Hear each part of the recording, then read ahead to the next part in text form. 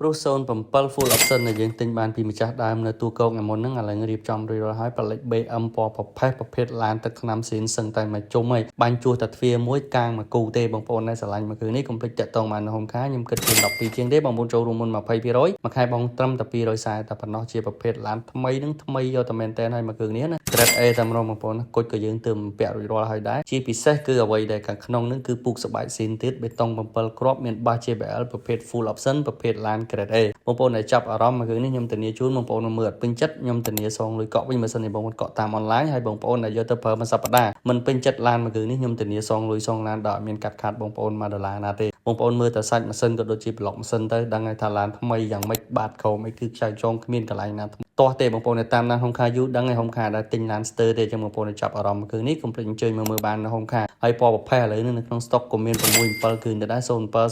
09 010មានទាំងអស់តែម្ដងចាប់អារម្មណ៍អាចអញ្ជើញមកមើលបានអរគុណ